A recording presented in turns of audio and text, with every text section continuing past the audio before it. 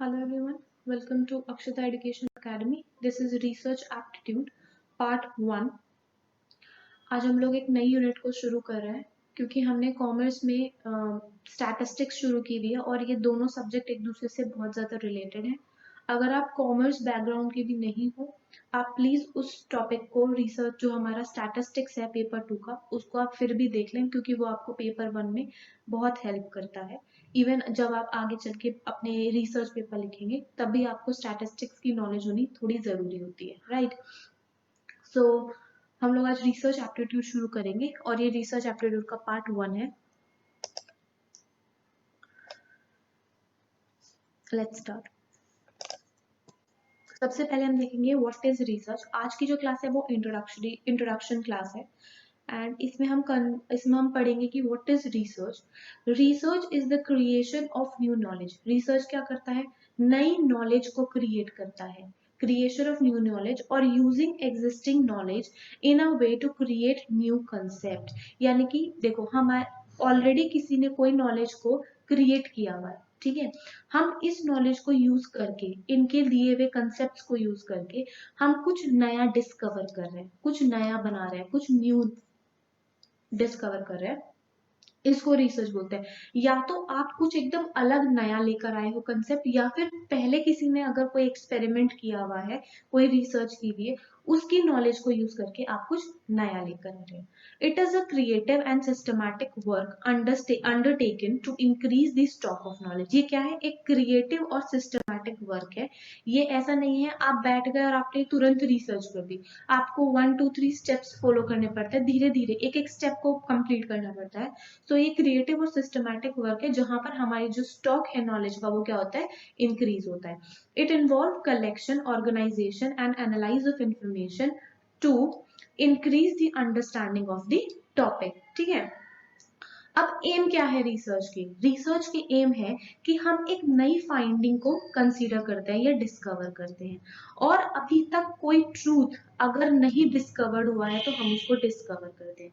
So these are the aims कि हम क्या करते हैं? To discover new knowledge and the truth which is not discovered yet. Characteristics of research, it is very important क्योंकि यहाँ से क्वेश्चन आ जाता है।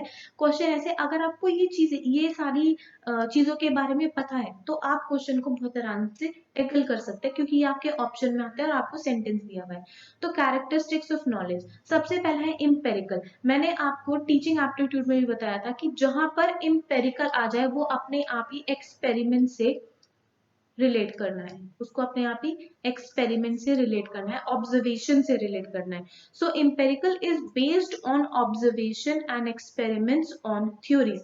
अगर हम कोई नई थ्योरीज को एक्सपेरिमेंट और ऑब्जर्व कर रहे हैं तो वो हमारी कौन सी रिसर्च हो जाती है? हमारी इम्पेरिकल रिसर्च हो जाती है। इसके बारे में हम आगे बहुत ज्यादा डीप में पढ़ेंगे। सिस्टमैटिक मैंने अभी बताया था कि स्टेप बाय स्टेप हमारी रिसर्च होती है, हम डायरेक्टली थर्ड स्टेप पर या फिर लास्ट स्टेप पर नहीं आ सकते, हमें 1 से शुरू करना होता है। So it is a systematic order.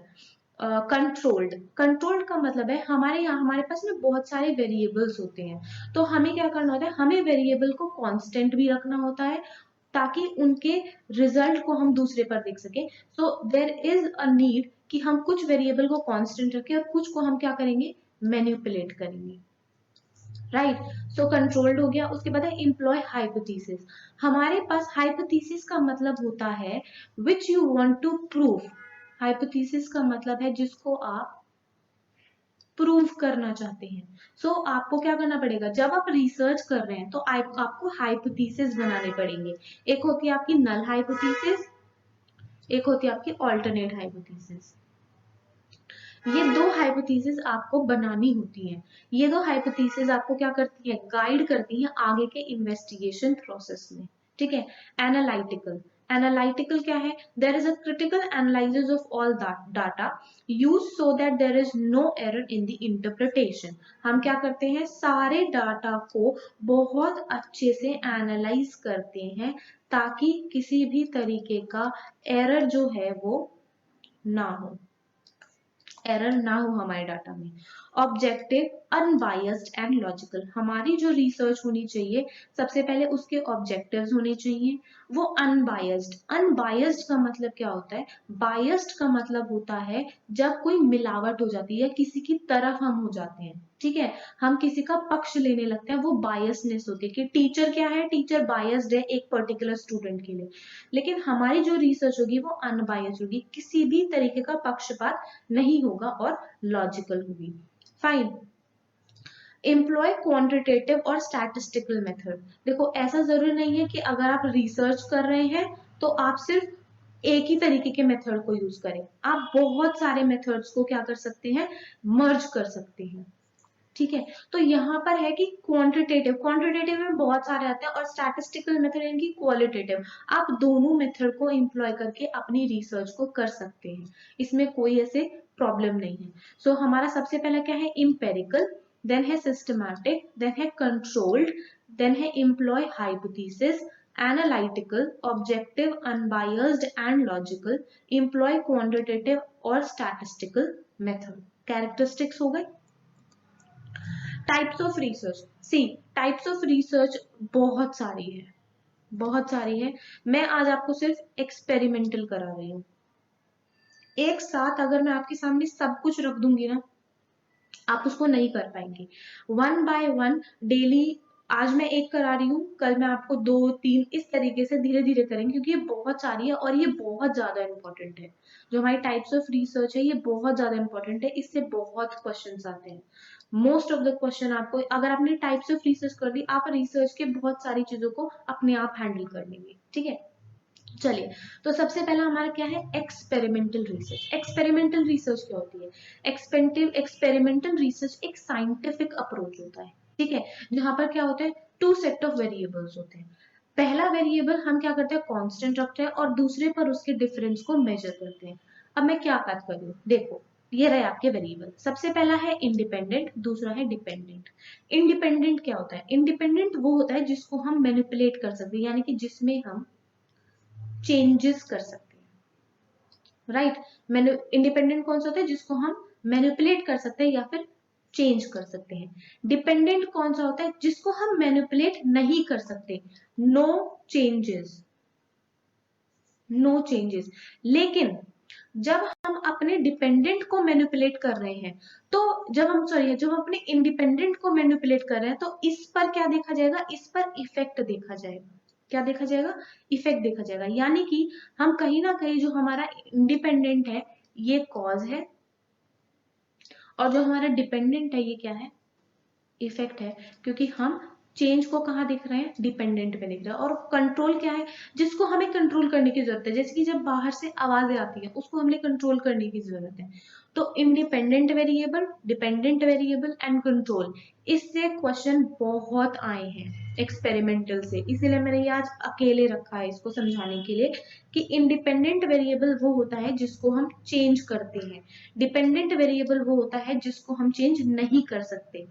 हम जिस पे चेंज कर रहे हैं उसको हम बोलते हैं कॉज, और जिस चेंज होने पर जिस पर उसका इफेक्ट देखा जा रहा है वो हमारा डिपेंडेंट है, तो इसलिए डिपेंडेंट को क्या बोल रहा है, इफेक्ट बोल रहे हैं। There is no change in dependent and there is a change in dependent. Control group क्या होता है, जहां पर हमें नॉइस को क्या करना होता है, कंट्रोल करना होता है।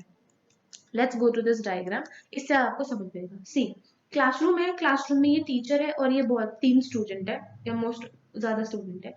तो ये टीचर क्या कर रही है, ये टीचर इन बच्चों को पढ़ा रही है, ठीक है।